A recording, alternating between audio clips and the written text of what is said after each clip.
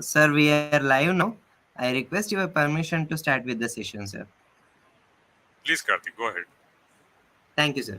Hari Om, everyone. A warm, heartfelt welcome to the 27th session of Higher Anatomy, a prestigious lecture series designated exclusively for the first year BMS students.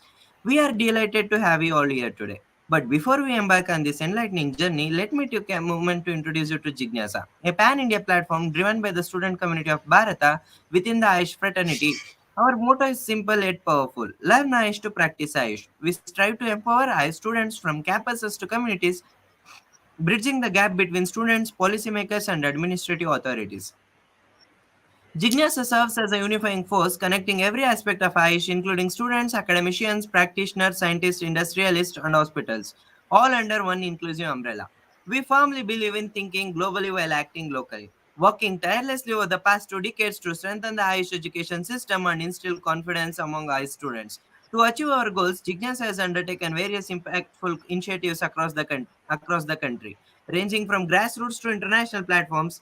And some of our key initiatives include study circles, lecture series, free medical camps, social health status surveys, hands-on training workshops, conferences, interaction with eminent Vaidyas and academicians, brainstorming sessions, National Arogya Expo and International Conference, national level seminars, medicine plant visits to explore the regional flora, pharmaceutical visits, agitations for high students community, advocating for the rights and demands of high students, private internship program facilitating hands-on learning experience under the guidance of acharyas, interaction with traditional leaders, online mock test offering practice tests to enhance knowledge and exam preparedness, social awareness campaigns promoting various concepts of Ayush systems for societal well-being like Free Surana Prashana Camp, Ashtashattatari Yoga, Group Surya Namaskara, and various yoga-related competitions. Free healthcare assistance during support during natural calamities and accidents through local governing bodies was also provided by Jignasa organization. In our last session, which was a testament to the overall overwhelming response and enthusiasm students with over 400 live participants and more than 18,000 views that we have received over in the period of 20 days for our higher anatomy session videos. We are humbled by your active engagement and dedication to learning. At Jignasa, we understand the financial challenges that many students face it when it comes to accessing commercial study platforms. We firmly believe that education should be accessible to all, regardless of their financial constraints. Hence, we are committed to providing a helping hand to every student fueled by the burning desire to learn. With the support of experts in the field, we offer you the opportunity to learn anatomy with no financial burden or any stress. All we ask for is your unwavering interest and passion for knowledge. Today, we are honored to have Dr. Mooned Damodar Sir, BMS MD Rachana Sharira, Associate Professor Rachana Sharira in Bapuji Ayurveda Medical College and Hospital, Challakere. Sir completed his UG from Kuvempu University and PG from Bhagwan Mahavir Jain Ayurvedic Medical College, Gajendragad. Sir is currently working at Bapuji Ayurvedic Medical College and Hospital, Chalkere as Associate Professor. Sir, we are delighted to have you on our session today, sir, and we extend our warmest welcome to you, sir, and to each and everyone who have joined us today for the session. We hope you find this helpful. Now, I request, sir, to carry on and carry forward with the session. Carry this session forward. Hi. Hi, Karthik. Am I audible? Yes, sir, you are audible. Namaste all. Om Shri Gurubhyo Namaha. So, a warm welcome and good evening to all of the participants in the group in this platform. So, it was a short notice which I had to make a small talk regarding this topic of Kesha, Danta, Nakha, Sharira. So Kesha, Danta, Nakha, Sharira. As I see the syllabus copy, so this part of syllabus comes in the part paper 1. So please go through it as I see into the syllabus copy. So this part of syllabus comes in the part paper 1. So please paper 1. So that is the theme D. In the theme D, where you have the Kesha, Danta, and Nakha Sharira, Peshi Sharira, and Myology. So, for which the marks which are given are for Kesha, Danta, Nakha Sharira is 5 marks, Peshi Sharira is 1 mark, and Myology is 5 marks. So, taking this forward, please listen, students, be very careful here because I'm discussing very important topic here. Kesha, Danta, Nakha Sharira is 5 marks, Peshi Sharira is 1 mark, and Myology is 5 marks. So when I see the next page, which is where we see the distribution of marks or distribution of MCQs and short answer questions, MCQs have got theme D is only one MCQ is being asked. So that means to say only one MCQ can come, that is only from Peshi Sharira. Because as a Peshi Sharira carries only 1 mark, it cannot be asked in short answer questions also and LAQ also. So basically it goes to theme D. MCQs means it should be definitely Peshi Sharira only. So no question of myology and Kesha, Danta, Nakha Sharira asking in MCQs. Now coming into short answer questions, here is a tricky thing. So in the short answer questions, see the question number 4 and 5, which are given for theme D. So that means to say Kesha, Danta, Nakha Sharira will have 5 marks and myology will have 5 marks. So it is again very tricky part because you can, if you are unlucky, the theme D can come both questions can come from Kesha, Danta, Nakha Sharira, or 2 questions can come from myology also. So we'll have to only keep the fingers crossed and then see. We can only expect that the things can be very common and uniform in the examination point of view.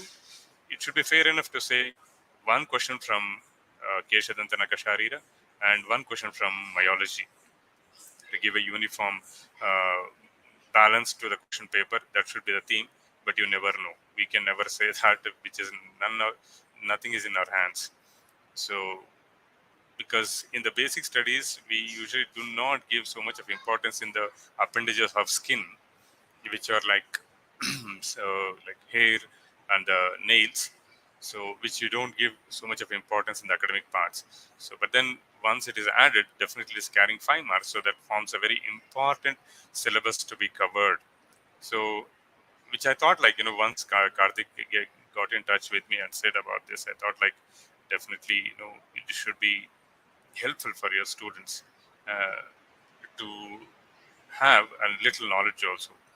Not much has been told in about this thing in Brihatrayis. A little bit has told in Charaka Samhita and Indriyasthana and the Sharirasthana also. And much in Charaka, Sharira and Indriyasthanas only have been told. And little in Kashyapa Samhita also I have seen asking. And then in Sharangadhara Samhita also. So with this, I introduce myself, Dr. Mone Damodar, Head of Department of Rachana Sharira, Bapuji Ayurveda Medical College, Challakere. So we talk about the first thing. We'll talk about the Kesha, Danta, Nakha together, which have been told in the classics. Next.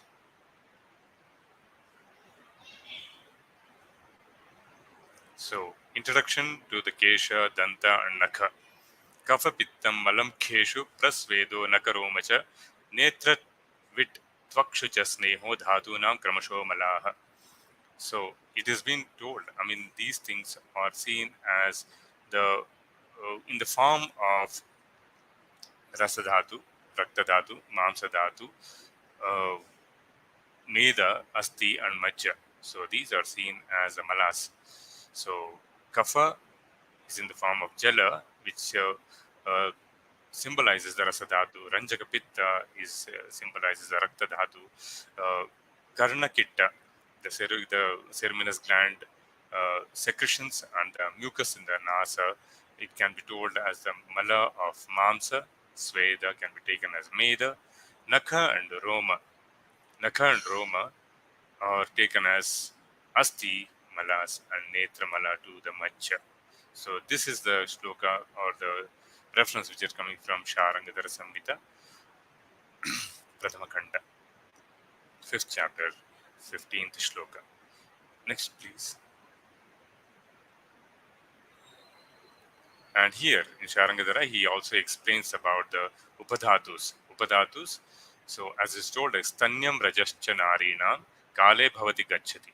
Shuddha Mamsa Bhavah Sneha Savasa Parikirtita. Svedo Dantas Tadha De Kesha Tadaivojasta Saptamam Ojascha Saptamam Iti Dhatu Bhavagneya Yete Saptopadhatavah. So these are all the Upadhatus which have been told by Sharangadhara. So Stanyam Rajascha Narinam. So Stanya and Raja. Next, please. So here I have told about Stanya and Raja, which are the Upadhatus of Rasa and Rakta respectively. And Vasa is coming from the Mamsa. Sweda is the Upadhatu of Medas. And Danta is taken here as the Upadhatu of Asti. Kesha as the Upadhatu of Macha. And Voja as the Upadhatu of Shukra. So this is how the classifications has been done in the references which is given by Sharangadhara Samhita. So here we understand about the Danta. But in case of Sushita, we take it there is a Veda of Asti there. So one of the Panchavidani, Eta Panchavidani Bhavanti Tadyata Kapala Ruchaka Valaya Tarunan, Valaya Nalaka Sangnani, isn't it? So that's where we see that as the Veda of Asti, but Sharangadhara tells it is a Upadhatu of Asti. So my interest here is to tell about the E and F, that is a Danta and Kesha. So Danta is the Upadhatu of Asti and Kesha is the Upadhatu of Macha. Remember, students? So we are talking about Kesha, Danta and Nakha. So here Kesha is the Upadhatu of Macha and Danta is the Upadhatu of Asti. One of the MCQ question can definitely be asked. So things to be marked here. So please remember as Upadhatus of Asti and Macha are respectively Danta and Kesha. Next, please.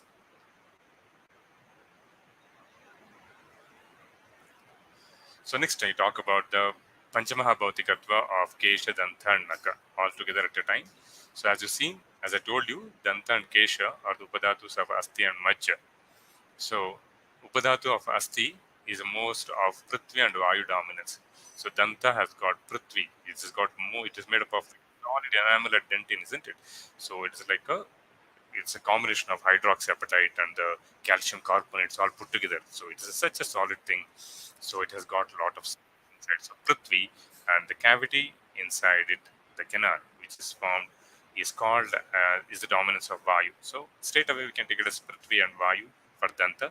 Kesha. Kesha is a tricky thing. Though it is like a rough and straight and solid thing, is the Upadhatu of Macha, which is seen in the Jala Bhuta. So it is a Jala dominant. And Nakha, when you see the Kesha also, I'll tell you as we go forward in the explanation of Kesha. So the medulla of it is mostly made up of like what? Medulla is made up of like air bubbles kind of thing, which is snigdha, that is an oily kind of feeling inside. So that can be taken as Jalab dominance there. Nakha is the Mala of Asti Dhatu. So as it is told there in the first shloka itself. In the first shloka is told there. So Prithvi and Vayu dominance.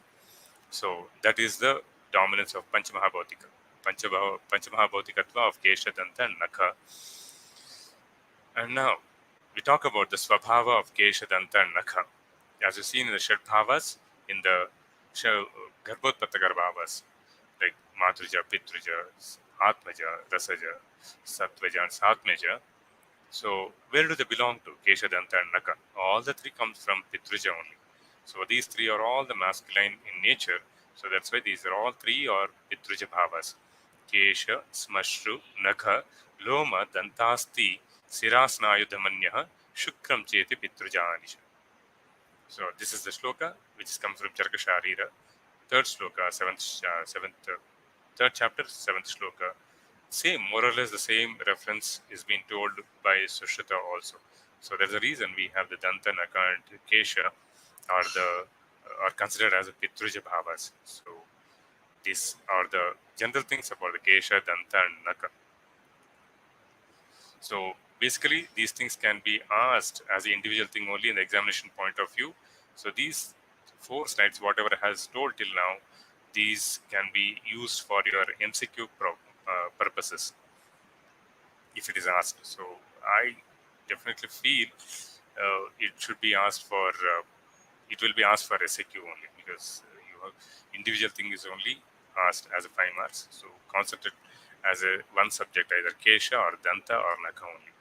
So this is very unlikely for examination point of view. This is only for your uh, interest. Next, please.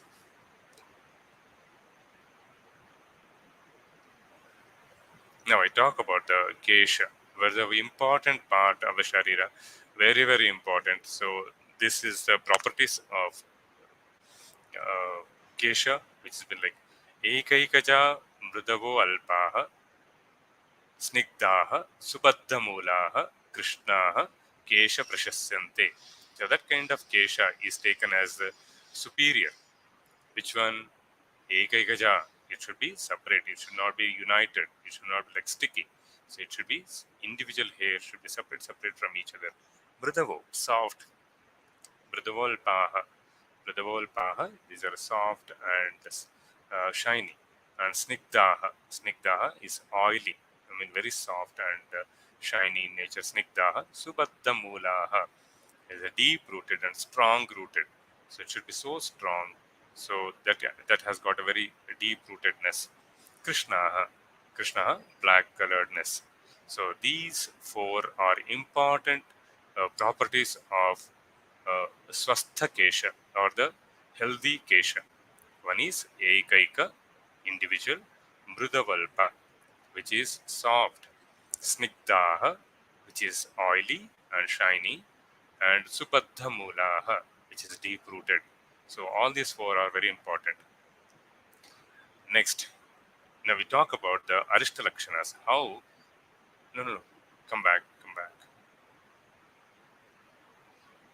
I talk about the next shloka, which tells about the Arishta Lakshanas. So what are the Arishta Lakshanas, which can be elicited from seeing the hair itself?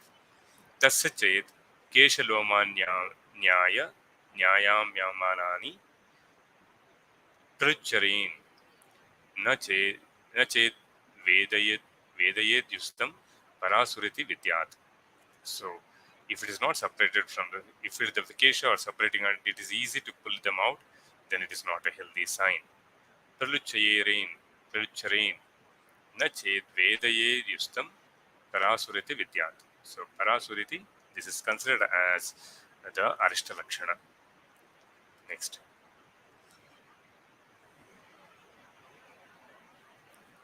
So, in Ayurveda, what do we take this thing as? Keshagata rogas. So, we understand, it's important to mention these things there. So, as an Ayurvedic students, we understand different types of hair diseases are there. You see the general baldness, you see the alopecia areata, you see the alopecia totalis, or you see the bacterial infections, fungal infections which are happening on the head or the scalp. What Ayurveda has got to say about the Keshagata rogas. It's very clearly mentioned in the Shalakya. So we understand in Ayurveda, in the context of Astanindata Purusha, there is a description of Atiloma and Aloma, which comes under the Medhadhatu Vikriti. Atiloma is hypertrichiasis, and Aloma is atrichiasis. So no hair on the body, Atiloma, excessive hair on the body. So we take it as excessive thyroidism, hyperthyroidism, and hypothyroidism. So these are only relative terms. I'm just giving to give a fair idea, but not translative terms. So mind you, I'm just giving you a clarity in of itself. So these are only the relative terms. So the first one, Keshagata rogas, Khalitya. Khalitya is caused, this can be taken as alopecia. So Vata and Pitta in Romakupa causes falling of hair and closing of Roma Chitra with Rakta and Kapha. Because of Vata and Pitta, hair will fall off and the hair root will be closed off because of Rakta and Kapha. So this is also called as Indralupta. Is also called as Indralupta. So losing the hair here and there, that is called as Khalitya. Darunaka. Darunaka, which is mostly Kapha and Vata dominant, and makes the site of Kesha as very rough, causing Khatinata, Khandu, and Rukshata. So this can be taken for Darunaka. Next, we talk it as Arunshika. Arunshika is like a blisters. It's like small abscess kind of pidakas which are formed because of krimi, which is affecting. So kapha, rakta, and krimi, they cause pidakas, and they form the numerous openings, and it have a lot of oozing, which is formed on the scalp, or where usually these things are all seen on the Kesha Bhumi. Kesha Bhumi, that is the scalp. Next, Palitya, Pitta, due to Krodha Shoka, because of a depressive kind of feeling, and short-temperedness, the kind of situation, Shrama and Sharira Ushmata makes the hair ripen and causes a Palitya. So generalized baldness, you can take that for generalized baldness. So these are the four terms which we come across according to Ayurveda. So these are all like, mark gaining advantages. If you can mention, so it can definitely, you can score more marks here. Because Kesha Danta Nakha has been asked as an Ayurveda topic, not as a modern topic. So it is important to give more concentrating on Ayurvedic terms rather than giving modern explanations. Just because these are really very relatively small topics, there is a reason I'm going to explain even the modern parts also. But in detail, I'm going to explain these things, giving more concentration on Ayurvedic aspect, and then along with that, we study about the modern also. So with this, we complete the Ayurvedic aspect of Kesha or hair. Next, I talk about the hair proper. Next, please.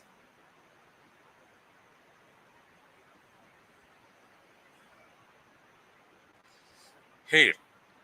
So these are the thin, elongated, keratinized structures present over almost all of the body surface. Each hair is formed from the hair matrix. As you see, can you go to the next?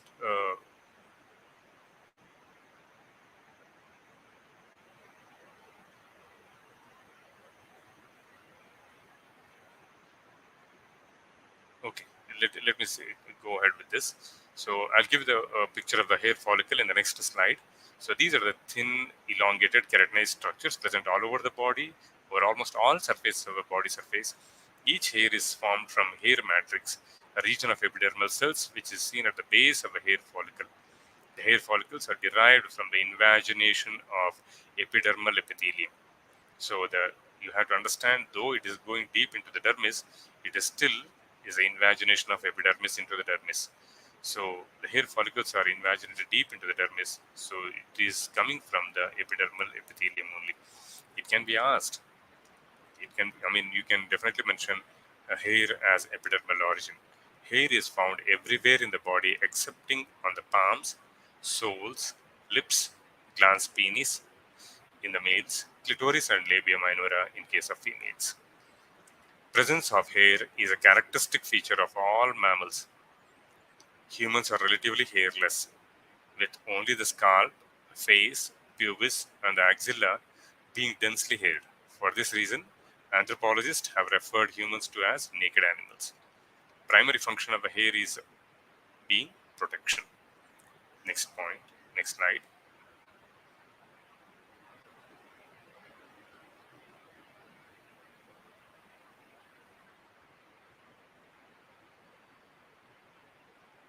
Next slide, please. So this is the one which you can see the picture there. One is a rough diagram which you can use for examination point purpose. The left one and the right one, it is for the understanding purpose. Now you can see the first layer, which is the epidermis, which is densely formed by the 5 epidermal layers. And the second one, you can see the dense one, which is formed of papillary and the reticular layer of dermis. So you see that there is a hair follicle, hair follicle, a hair follicle which is deeply invaginated into the dermis, which has got a hair root. From the hair root, you see that hair follicle which is erupting. So this is all held by numerous vascular structures and neural structures and the muscles there. So it's a very dynamic thing. That has hair, as you see, is a very dynamic thing. The internal structure we are going to see in the next slide.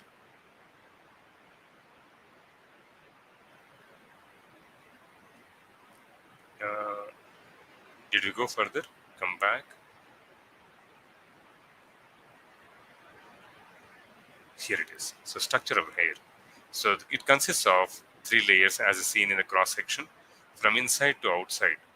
From inside to outside, you see the so most centermost part of the hair is formed of medulla and outer cortex, and outermost is the cuticle. From inside to outside, so these are things which you see. So inside medulla, middle cortex, and next would be the cuticle, which is seen on the top.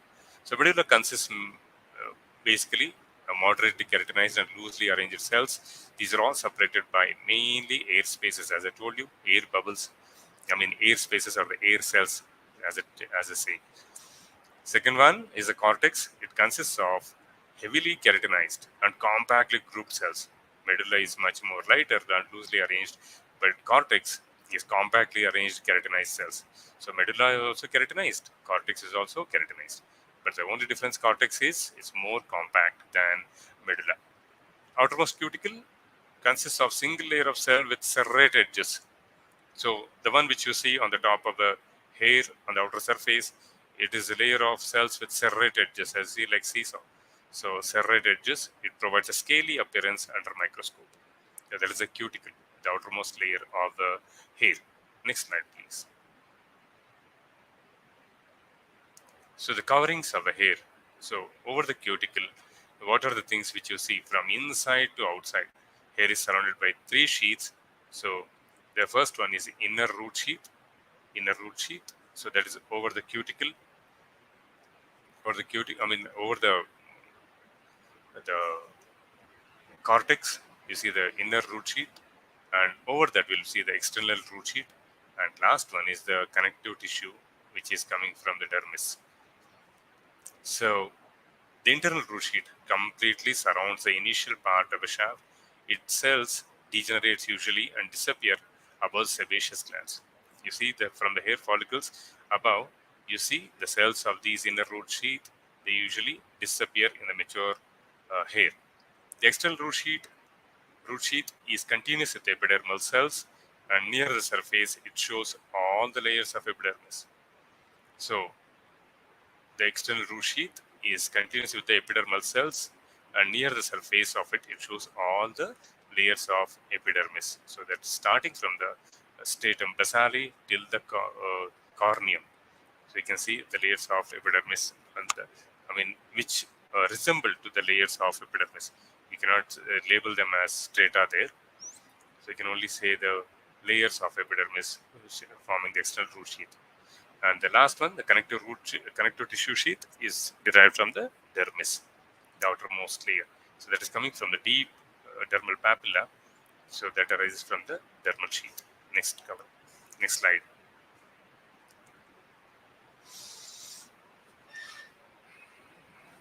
So here you can appreciate the things which are seen. The yellowest part, as you see in the cross section, which is mentioned it as the medulla. The next one, which you see the cortex, and the blue one, which you see as the cuticle. Next, you see the what you see is the inner root sheath. And next, you see the external root sheath, and over that, you see the connective tissue sheath. So all these three things are there, which are told in the cross section. So this thing has been explained in the vertical section also, the sagittal section of the hair. There also it depicts the layers which are seen from the dermal papilla from the hair root follicle, eruption of these things which you see. So the color of the hair. So you see the different types of colors of a hair which you see geographically from place to place. So it all determines about the geography. So it is determined by the amount of melanin produced by melanocytes in the germinal matrix of hair follicle at the root of the hair follicle. So varying amount of melanin produce the hair color ranging from the blonde to brunette to the black. Blonde means completely white. Brunette, so that means to say the grayish to the brownish to grayish, and then grayish to the brownish, and then to the black is thick black. So what are the pigments which are responsible to give that kind of color? So the parts of the varieties of melanin. So the darkest color is caused by eumelanin. The blonde and red hair is caused by the variants of pheomelanin. which are caused to yellowish to reddish color of the hair. The gray hair is caused by the progressive declination of the melanin production in the hair, and the white hair is completely lack of melanin. So, and the accumulation of the air bubbles in the shaft of the hair follicle. Just because, like, it is not exposed to the sun, the melanin is not produced properly. So that is the reason there is a variation of hair which is seen from the Western countries to the South Asian countries or the Asian countries.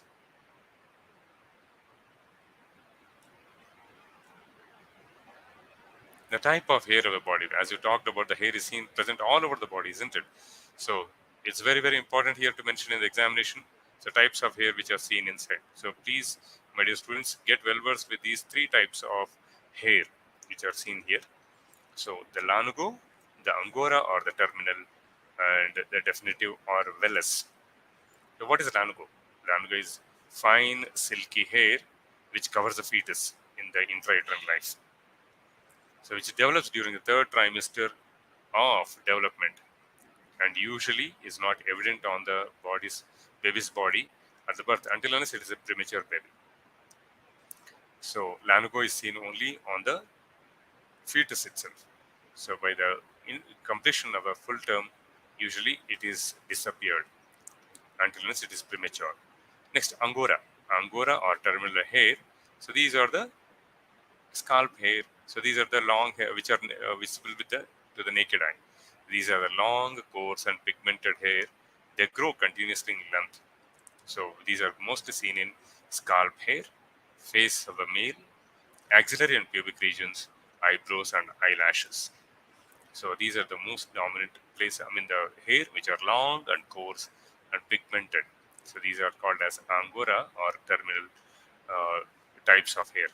Third one is definitive or vellus, the most commonest type, which is seen as every part of the skin of a body, excepting the places where it is not seen, like you see on the lips, like you don't see on the glans penis or the genitals or the labia minora, the lips, and all these areas where you don't see the hair.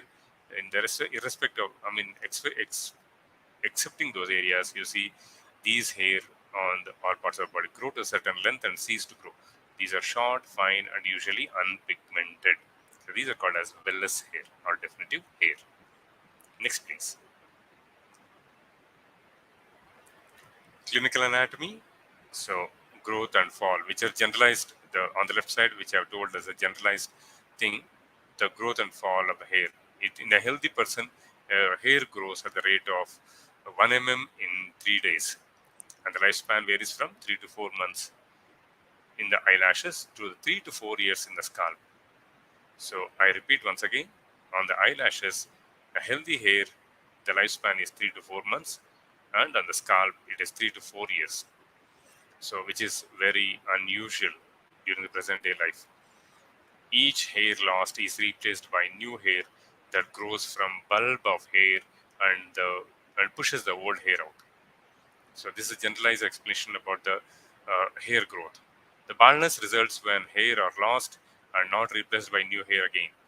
It may occur due to diseases, but generally inherited and most frequently occurs in males because of genetic influences along with the male sex hormone. Third one, the things which are told in the right side, they mention they say more about the disease conditions or the acquired conditions. The loss of hair, which can be like because of toxicity, or it can be acquired because of lifestyle. So whatever has been told as lifestyle diseases like hypothyroidism, hypopituitarism, male pattern baldness, alopecia areata, as I told you before, alopecia totalis, which I told you, giving the relation to the Ayurvedic aspects where I talked about the alopecia areata to the khalitya and palitya totalis. Hypertrichosis, which is told athiloma, atrichosis, and aloma. And genetic conditions, acquired conditions like polycystic ovaries and all. In these conditions, you don't see excessive hair growing because of hormonal imbalances. So these are things which you can mention as a clinical anatomy of hair. Many things are there, but just of the things which I felt like important, I just mentioned here. So this is up to you students, and I think in textbooks there are like even more about the clinical anatomy of hair. Next, please. So with that, we finish the explanation about the Kesha. The next two are little more less than the Kesha. We talk about the Danta. Danta, it is considered under the variety of Asti. So, out of the five varieties of Panchavidani, Etani Panchavidani Bhavanti Tadyata Kapala Ruchaka Valaya Taruna Nala Valaka sorry Kapala Ruchaka Taruna Valaya Naraka Sangani. So Ruchaka. So that is where the second classification of Asti, Sushrita has mentioned Ruchaka Asti as a type of Asti there. So what do we have to, other than that, we don't see explanations about the Danta anywhere else, excepting we see the explanations which are coming in Ashtanga Sangraha. So Dirgha Aisho Ashtaman Masat Parato Va Pravartate. Itareshu tu Chaturtat Te Hyati Balye Dantotpada Vedanayani Pidita Na Samyak Sampurna Dhatubala Bhavanti. So the meaning is, in Dirghayu or a healthy baby, the teeth comes out in the 8th month. So general explanation. According to the modern also, more or less it is at that time only itself the eruption of teeth happens from 6th month to 8th month or 9th month. So eruption of teeth happened during that time, but Ayurveda says according to Ashtanga Sangraha, 8th month or after it. And in some cases it may erupt by 4th month itself. So if it comes is like this earlier, so child suffers from pain and other sickness, so and other illnesses. So this can lead to Dantotpada Vedanayani. So it causes pain, Pidita na samyak sampurna. So it does not form the complete development of the teeth in the over period of time. Dental problems can arise in the future. So these are the certain dental clinical conditions which can happen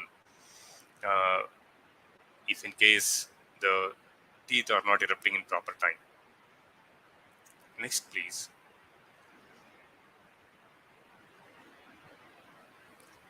यावन् मासस्य यो जातस्तावत् वर्षस्य स द्विजः पतति प्रायशो अष्टानां तेषां पूर्वेषु संभवः. So that is what is the explanation which has been given before, and then here also this meaning is Jatastavat Varshasya Sa Dvijaha, the milk teeth. We are talking about the milk teeth, the deciduous teeth that comes out in which month they fall in that year. So in which month they come? Because as we understand, we are like diphyodonts.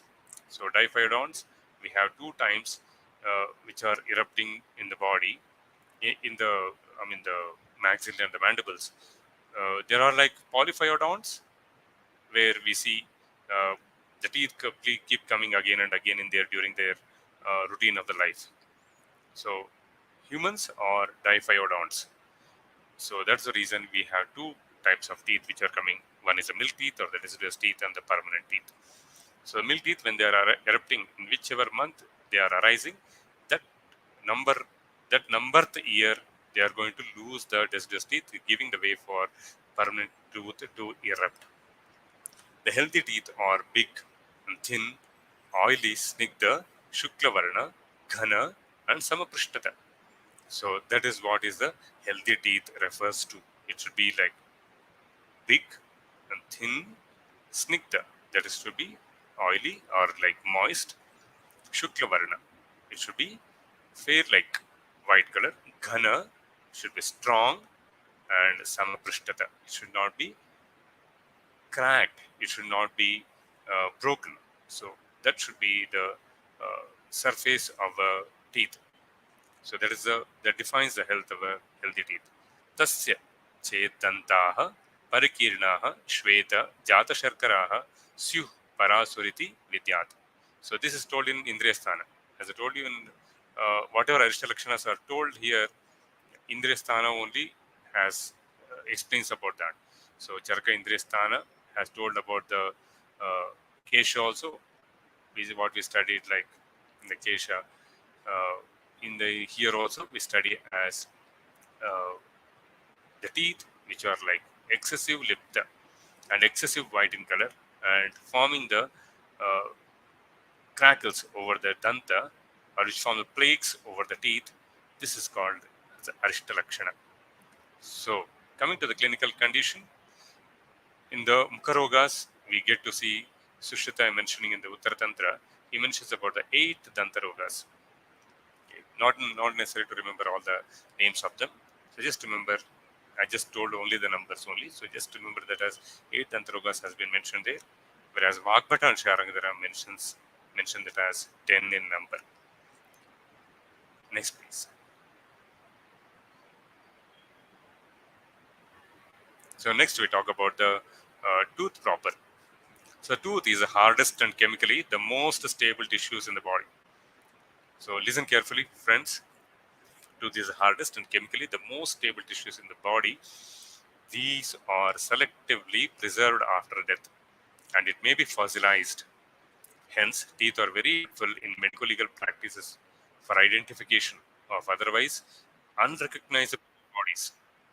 You might have seen, and you might have seen, I mean, it's general knowledge. You can definitely put into the examination also.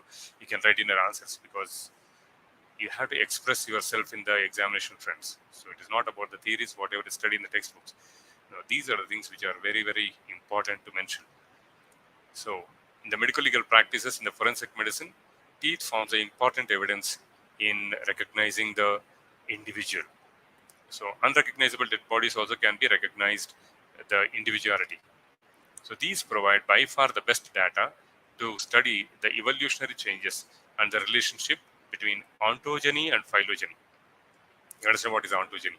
Ontogeny is the type of development from the intrauterine life till the complete formation of till the adult, and phylogeny, the whole descendants of that particular group of community. So that is phylogeny. So everything of antogeny and phylogeny of the individual. So not just human being, any other animal also. This is important to know. So teeth becomes an important evidence in all medical legal practices.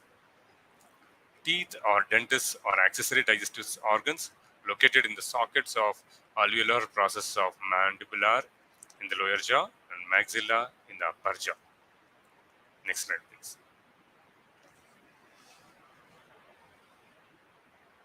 The alveolar processes are covered by gingivae or gums. So alveolar processes are nothing but the sockets which you see in the maxillae and the mandibles. So these are covered by gingivae or gums which extend slightly into the socket. And the sockets are lined by periodontal ligament or membrane, which consists of dense fibrous connective tissue, which anchors the teeth to the socket walls and acts as a shock absorber during chewing. So very, very important. So to understand the tissue, the periodontal ligament forms an integral part of a teeth. So within the socket lying is the periodontal ligament. Periodontal ligament is important thing which attaches the teeth or the tooth to the socket. So this is an important thing. Next slide.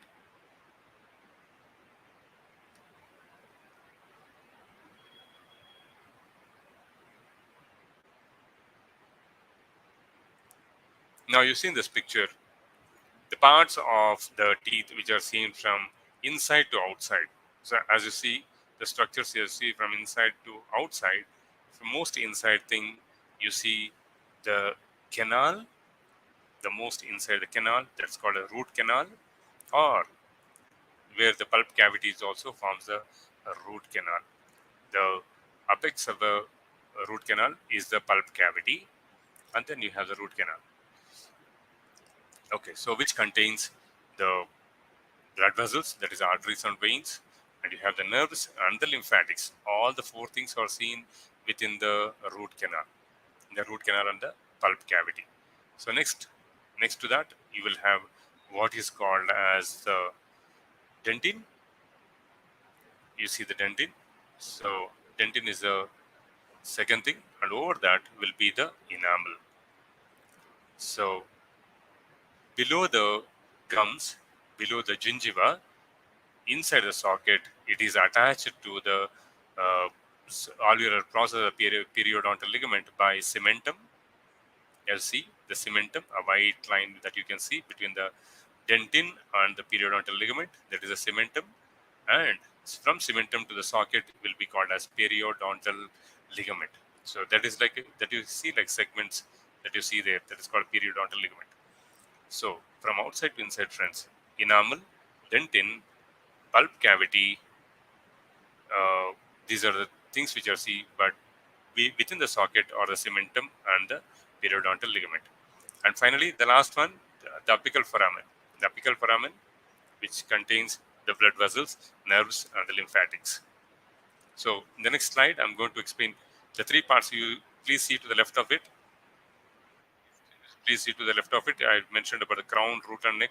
Go to the back slide.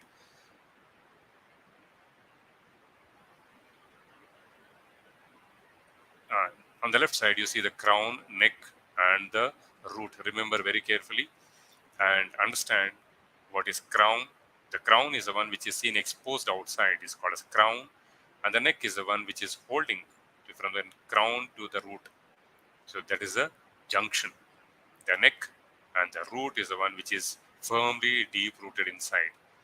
So we are going to study the three structural things of the teeth. Next. Here you are. The tooth has three external regions: the crown, root, and neck. So external regions we are studying. So the crown is visible portion above the level of the gums, and the embedded in the sockets are one to two, three roots. Neck is constricted junction of the crown and root near the gum line. Clear, as I told you before. Next slide, please. So the structure of the tooth. The structure of the tooth, as I told you, from outside is composed of pulp in the center, which is seen in the pulp, which contains the root canal and the pulp cavity together, which form the pulp. B is the dentin, which surrounds the pulp. Enamel, which covers the projecting part of a dentin outside, that's over the crown. Cementum, which is inside. Cementum is inside the root. Enamel is seen in the crown. Cementum is seen in the root. So cementum surrounds that embedded part of a dentin. And last one is a periodontal membrane. Next.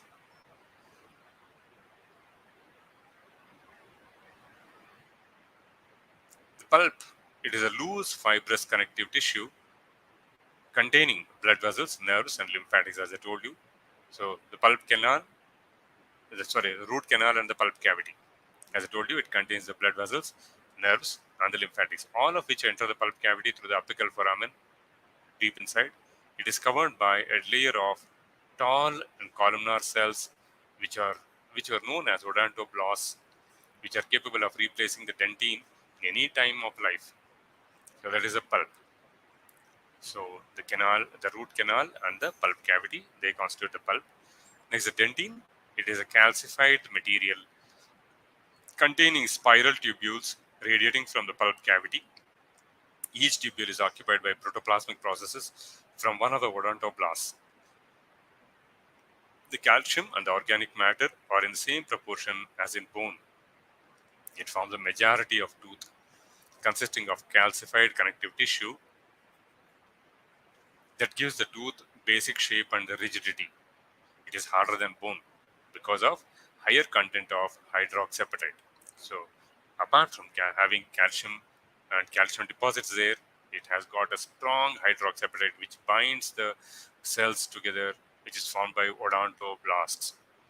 So odontoblasts, they form the dentin, so which is joined with the hydroxyapatite. Next, enamel, the crown part which is seen over the dentin. So this is the even more hardest part than the dentin. It is the hardest substance in the body, in fact, consisting primarily the calcium phosphates and calcium carbonate. It also harder than the bone, because of its even higher content of calcium salts and is the hardest substance in the body. It serves to protect the tooth from wear and tear of chewing, protect against acids that can easily dissolve the dentin. So this is a place, the oral cavity is a place where acids are generated because of excessive, enzymes which are poured by salivary glands, or it can be because of a media of the oral cavity itself that can harm the enamel. So usually enamel is the hardest part of a body, not only including all the bones inside the body. This enamel is the strongest and the hardest part of a bone. Next, cementum. You see cementum, as I told you, enamel was seen above the crown, and cementum is seen inside the root. It resembles a bone in structure and has no blood and the nerve supply. Over the neck, cementum commonly overlaps the cervical end of the enamel or just meets the enamel, rarely short of the enamel. So not that important. Periodontal membrane or the ligamental holds the last one, the periodontal membrane or the ligament holds the root in the socket, attaches the cementum to the bony socket. As I told you, cementum, it holds to the socket, the bony socket of maxilla and mandible. So all the five parts, starting from the pulp, next you have the dentin, you have the enamel, the cementum, and the periodontal membrane. So these are the five important parts of the tooth. Next.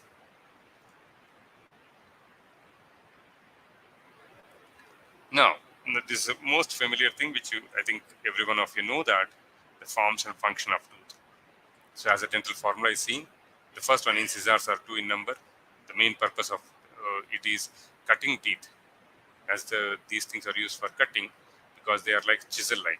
You can feel yourself within your incisors. So cutting teeth with chisel-like crown. Canines. Canines are usually used for tearing the fibrous food or tearing any other hard substances.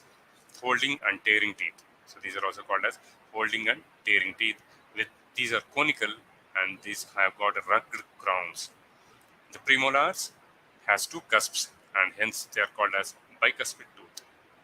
And the last one is the molars, where you chew the food. They grind the food with the square crowns, which bears around 4 to 5 cusps or crowns. So the formula being 2 incisors, 1 canine, 2 premolars, and 3 molars. 2, 1, 2, 3. So that is the dental formula of adult jaw.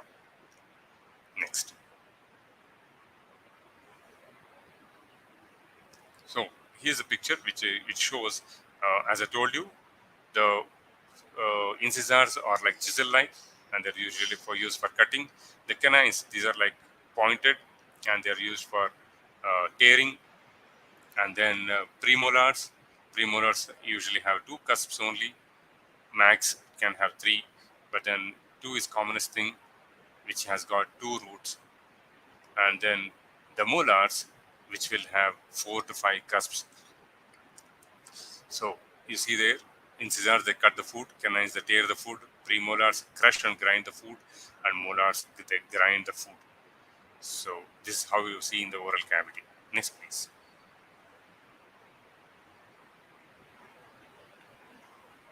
The eruption and the shedding time of the teeth of the tooth, which I told you, see, it's exactly as how it is told by the acharyas there. It is exactly told like it is erupted within the 8th month. So by the 8th month it grows. So according to modern also, it is erupting on 6th to 8th month, and then it sheds on the more or less the same year. So 6th to 7th year. So beautiful, isn't it? As told by acharyas. As that kind of year it erupts, that kind of month it erupts, that kind of year, that kind of month it erupts, that kind of year it sheds off. So same thing, as you see the deciduous teeth, you understand the dental formula for it is 2, 1, 2, 3. So 2 incisors and 1 canine and 2 molars. There are no premolars there. So instead of 3 molars, you have 2 molars, and 1 canine is common, 2 incisors is common, and no premolars. So that's why 2 incisors, 1 canine, and 2 molars, and no premolars. So it's for your reference there. You can see that.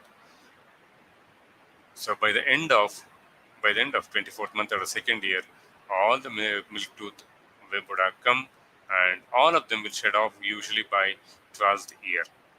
And from there, the permanent teeth usually will take by 14th year. More or less, all the teeth will erupt.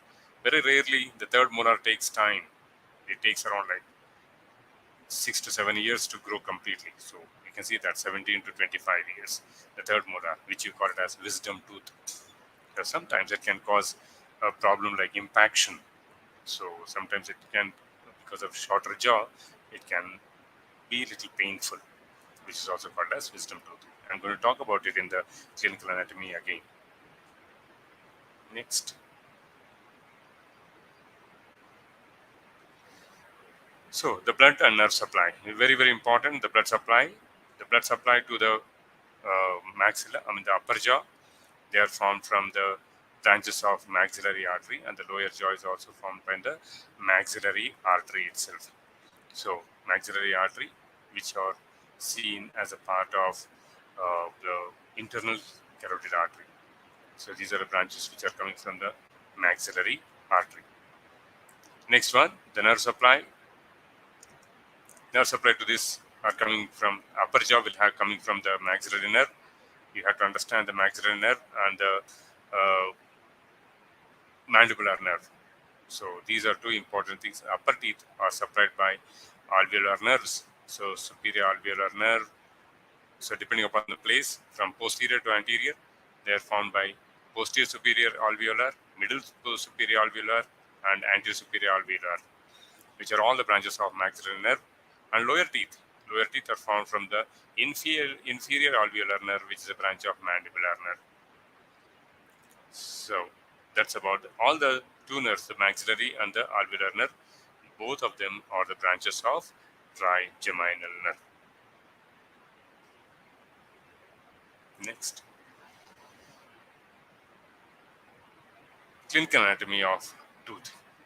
Clinical anatomy of tooth, as I see you here, basic dental things which every individual more or less like any unhygienic part of this thing can suffer with one of these problems often. Scurvy, the vitamin deficiency disease, the deficiency of vitamin C, gums are swollen and spongy, and they tend to bleed often. They bleed just by sense of touch itself. So in the gingivitis also, the edges of gums are red and they bleed very easily. Just by simple touch itself, they start bleeding. So that is a important symptom of a sign of scurvy. Gingivitis, and in gingivitis is a inflammation of the gingiva or the gum. And suppuration with the pockets with a lot of pus inside between the teeth and the gums results in pyorrhea alveolaris. So alveolar sockets of the teeth, they get accumulated with the pus causing pyorrhea. So pockets of pus is formed. Such a condition is called as chronic periodontitis. Pyorrhea is the commonest cause of foul breath. So foul breath usually goes unnoticed because it is painless. So until unless you get the stinking and the foul smell and you see the dentist, it won't be diagnosed as pyorrhea. So it is very important to understand pyorrhea. The dental caries, every medico knows about the caries. Decalcification of enamel and the dentine from inside will cause the what you call it as tingling sensation and nourishment problem of the dentine from inside, and enamel can damage the enamel to the dentine, leading to the exposure of the nerves to outside, causing the caries. So they become very highly tender to masticate. So that's all about the tooth, my friends. Next, we talk about the nail, the Nakha. So Ayurvedic aspect we are going to deal. So Sthiravrittaha Snigdastamra Tunga Uttunga Tambravastunga Kurmakaraha Karajaha. So this is a big shloka actually. So Charaka in Sharirasthana, he explains about how an individual should be. He explains about all the parameters of a body in that beautiful shloka. So in that shloka, he explains about right from hair scalp till the toe, how an individual should be, how composed and each and every organ should be, is explained. From that excerpts only, I have taken this thing, this shloka there. Sthira vritta, snigdha, tamra, uttungata, and kurmakara are the good lakshanas of Nakha. Sthira means like solid. Vritta, you can see the convex part, the vritta, and the roundish part. Snigdha, snigdha is always a healthy sign. Tamra, tamra is a coppery red color. Uttungata, which is like a properly convex thing, and kurmakara. So exactly as how you see the shell of a kurma, that is the convex thing of a shell of a turtle, same way the shape of a nail should be. These are good lakshanas. So next we talk about the in the what Arishta lakshana, which is seen if the nail of a patient. Tasya chennakha vita mamsa shonitaha pakvajambavaha varnaha syuh parasuriti vidyat. So if the nail of a patient seems to be devoid of rakta and mamsa, and it resembles to the color of jambufala, pakva jambufala, you know how the jambufala looks like purple, dark purple. So then the rogi cannot live long. So such condition. That is again Arishta Lakshana. So this is only for your information, friends. So next, the rogas, which you come across in the rogas. So in the roga things, two important diseases which we come across are Chipha and the Kunakha, which are told as a Kushta, as parts of Kushta thing. When they talk about them, we get to understand about these two things also. Nakha mamsam adhisthaya pittam vatascha vedanam karoti daha pakao chatam vyadhi chippam adishet. So Nakha mamsam adhisthaya pitta vata vedanam. So pitta and vata in the nakha and mamsa, it causes severe pain, burning sensation, and causes necrosis. And this is also understood as upanakha or a kshatraroga. So that is one condition. So it's called as chipha. And usually it is seen as the inflammation that you see around the nail bed. So next one, abhighatat pradushto yonakho ruksha asitaha karaha bhavetham kunakham vidyat kulinamiti sannikam. Kunakha means, and the nail being injured, it becomes ruksha, black, and hardened. So it's also called as kulina. So these are the two conditions which we come further. I'll explain about these two things along with the modern. So these are the two conditions which you see as the clinical aspects according to Ayurveda related to Nakha. Next, to talk about the modern part of a Nakha, which is the nail. Next, please. So the nail, you see the sagittal section of the nail. See properly, you can see the distal phalanx, around the distal phalanx on the dorsal part. You see the hard plate. The nails are hardened plate of keratinized epithelial cells of stratum corneum. So stratum corneum, you know, understand. So corneum is the toppest most part of the epidermis, found on the dorsal surface of the tips of the fingers and toes, and accordingly termed as finger and toe nails. So there's a reason, as they are seen in the terminal part of the tip of fingers, they are called as finger and toe nails. The condition of person's nail can be indicative of his, listen carefully, this line is very, very important. The condition of person's nail can be indicative of his or personal hygiene and personality. The dirty and ragged nails indicate the poor hygiene, and chewed nails may suggest emotional problems. You might have seen the people who do not have enough confidence, the people who do not have, who are, with suffering with anxiety or other problems, they usually tend to chew the nails very often. When you are afraid or if you are guilty about certain things or certain kind of emotional things, you tend to chew the nails very often. So these are all, you see the nails usually as a doctor. You actually examine the nails, isn't it? So when you examine the nails, you understand the personality of an individual. There's a reason the doctor sees the nails. They serve to protect the digits, help in grasping and picking up the small objects. So the teeth, the nail also tells about the condition, the circulation, how the circulation is there to the terminal part, because uh, how good is the peripheral circulation, that good will be the health of the heart also. So that's the reason we usually tend to see the color of the nails. Next, the part of a nail. You see the part of a nail right from the root, the body. So together, the root where you see the skin and the skin and the nail plate, they join together. So that is called as root, and the body is a proper nail body. So together it is called as nail plate. The root and body together is called as nail plate. And a free border where you tend to cut the nails, isn't it often? So that is a free border. The place where usually you tend to cut the nail is called a free border, and the attached border or the hidden border is a place where the nail is attached to the skin, to the proximal part. So we are going to study about these things in detail. Next, the nail plate rests on the nail bed, is made up of stratum basale and the spinosum. So the nail plate is rests on the nail bed. So the nail bed is formed from basale. So the top of the nail plate is formed by stratum corneum, but the nail bed, which is made up of stratum basale and spinosum. The body, the body is exposed part of a nail plate, and the root, while smaller proximal hidden part of a nail plate is called a root, and the lunule. Lunule, the whitest most part, which you see at the root of a nail. So the proximal part of the body presents a white opaque crescent, is shaped.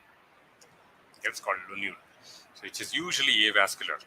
Lunule, usually they say it is avascular. So the tissue under the transparent body is vascular, thin, hence pink color of a nail, and in anemia they look pale to white in color. Next,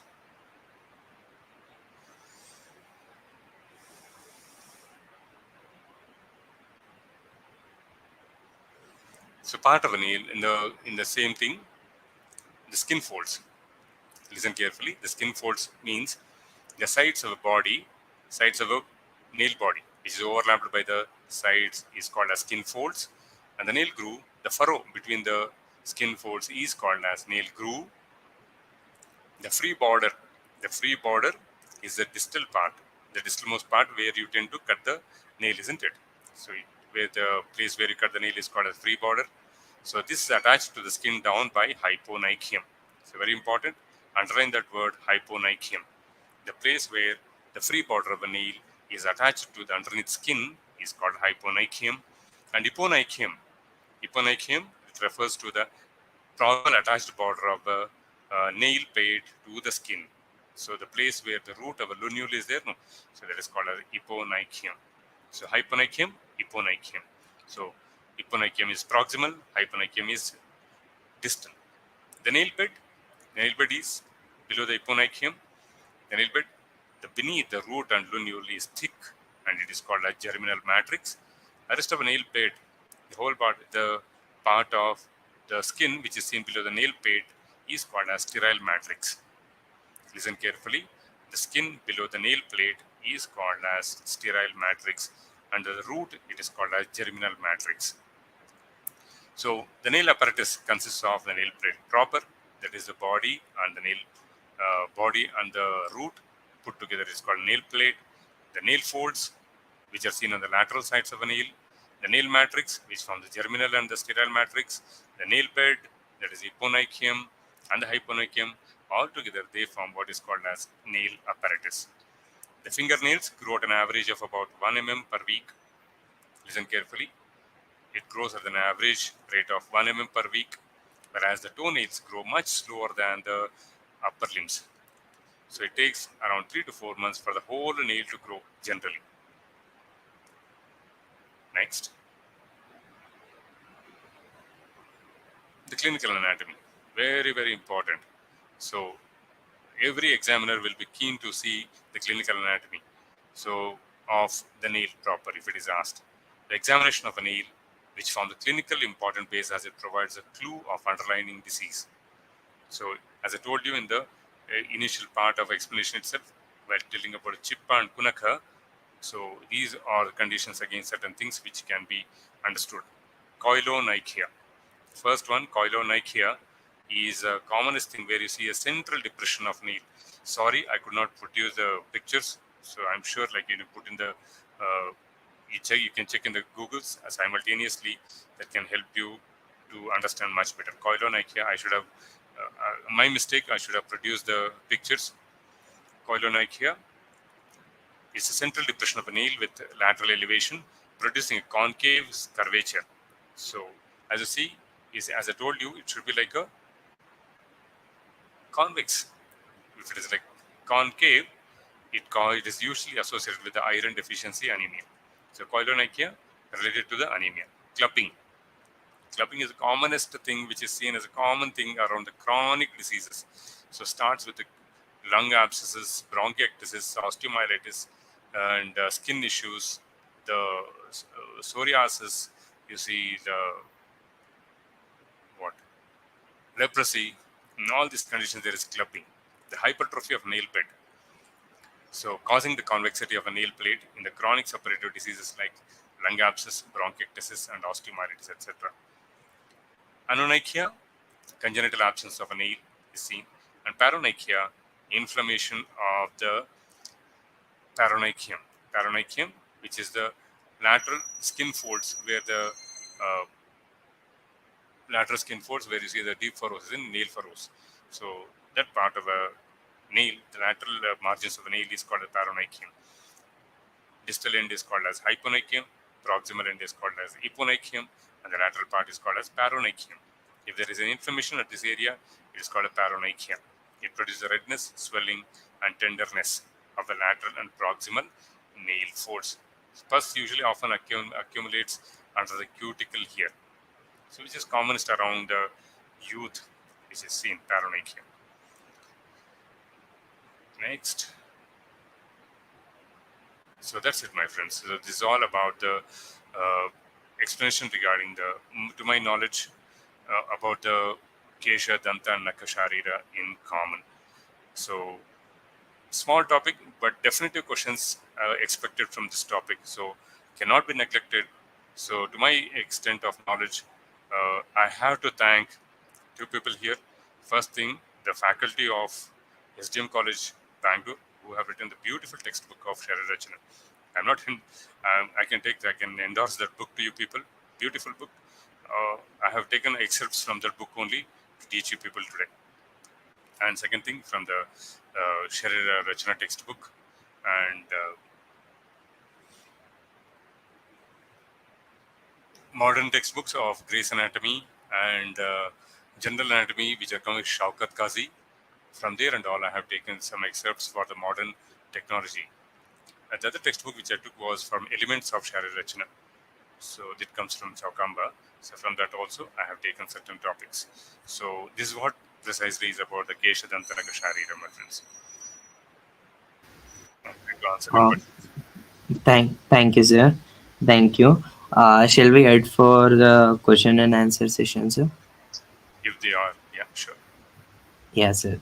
There are a few questions. We have got one, two, three, and four, five questions we have got, sir. Sure. I'll be reading that out to you, sir. So the first question is, it's sir. If Kesha Dantanaka is for 5 marks, how deep should we study? Just follow this thing. I mean, you can, if you can please, because commonest thing what is happening nowadays is like, students are what addicted to see the videos and write, which is very, very bad.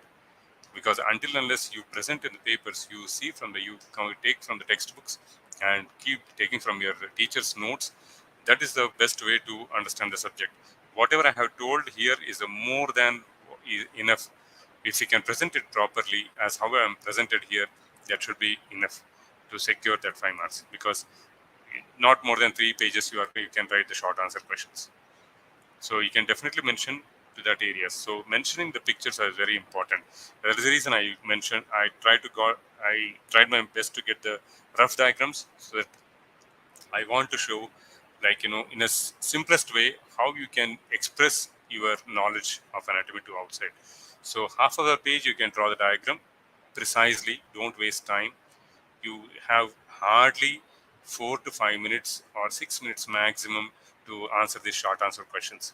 So not more than 6 to 7 minutes you should spend on these kind of questions. So precisely mention in the point wise with the diagram for sure.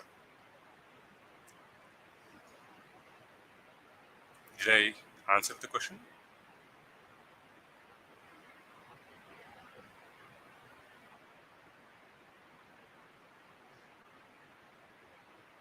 Hope I answered the question, Karthik. Sir, sorry, sir. I was on mute. I thought I was speaking. Yes, sir. You answered the question, sir. Sir, if asked for 5 marks, like what all should be written? Like, is modern correlation required, or what are the important shlokas to be written? If asked for 5 marks, this is club of three Definitely. questions. What I asked now, sir. Yes. Definitely. Because not much has been taught in Ayurveda, so definitely an examiner will be keen to see what is the knowledge about Kesha Danta Nakha in modern. So less information in Ayurveda, so more knowledge in modern only. So you need to take the information about the modern also. You have to mention the modern. So you have to explain about the hair. You have to explain about the teeth. You have to explain about the nail also in detail. Uh, Thank you, sir. Thank you very much, sir. I think that will be all from our question and answer session, sir. And personally, I would like to ask you a question, sir, if you allow me to. Oh, with all pleasure. Yeah, sir. Thank you, sir. As now only 10 days are left for the exam, what one advice you would like to give for those students, sir?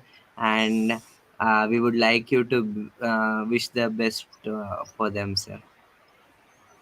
See, boss, I mean, anatomy is all about expressing your knowledge to the paper. If you're like a good student, if you're good at interested in the subject, I'm sure like you don't need any explanation for this. Drawing the diagrams is very important. Draw the rough diagrams. Labeling is very important. Show you express yourself in the form of pictures about that particular question, whatever is asked. That is what is needed. Every anatomy teacher would like or evaluator will be keen to understand through the pictures.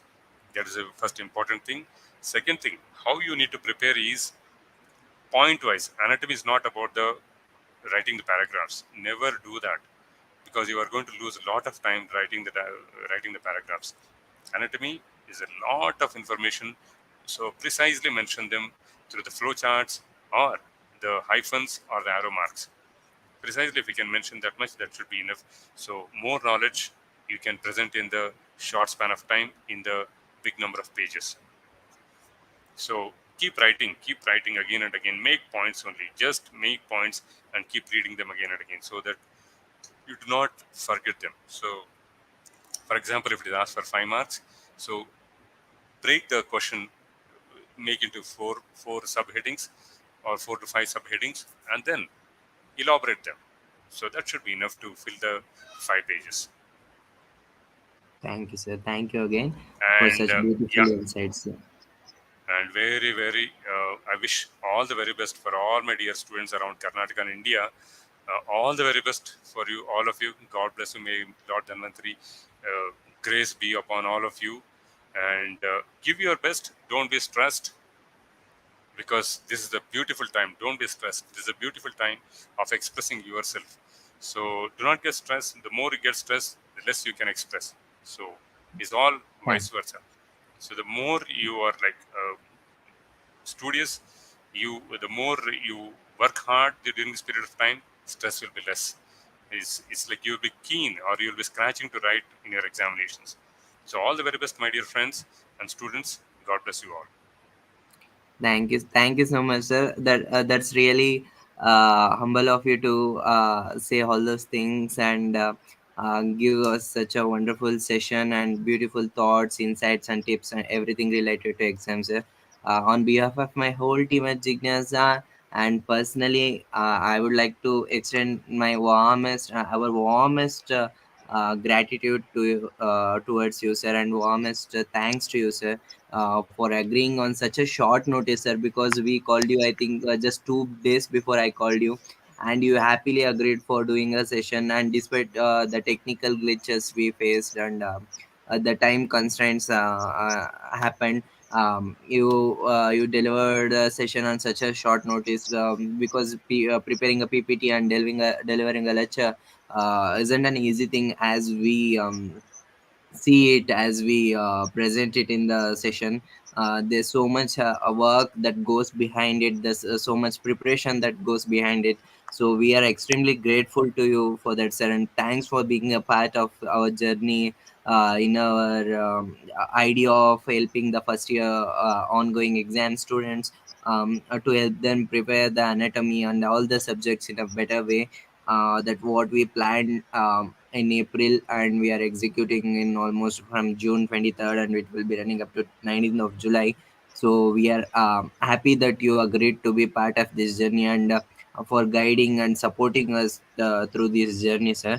And personally, we would look forward to meet with you and work on in future programs which would benefit the Ayush fraternity, Ayurveda students, and take up many more this kind of initiatives in future, sir.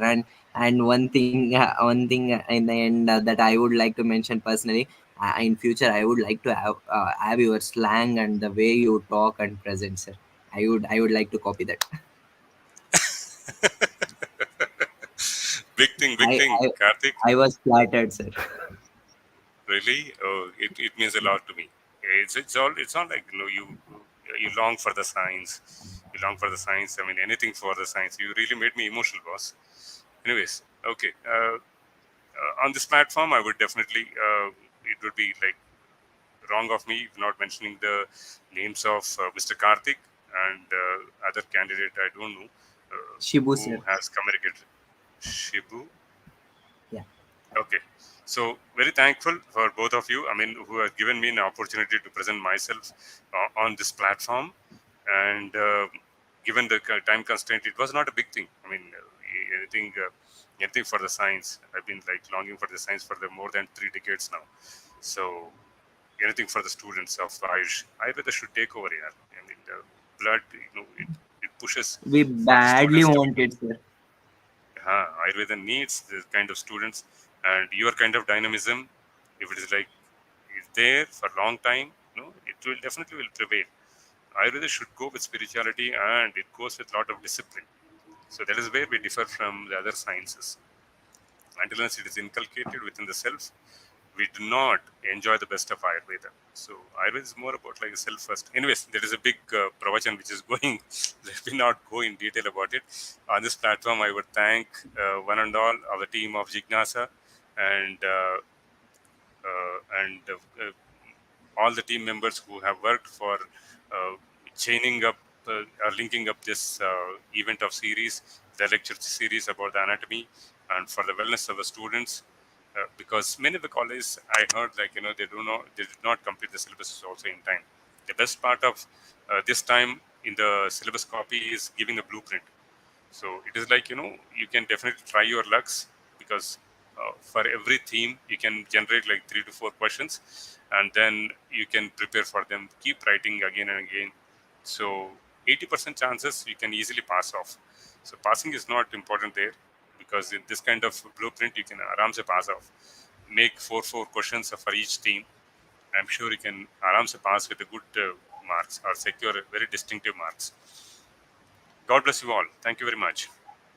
Thank you again, sir. Thank you again for the words. It also comforted us, sir, for all the works and time we are putting in your words. Really comforted us and my whole team.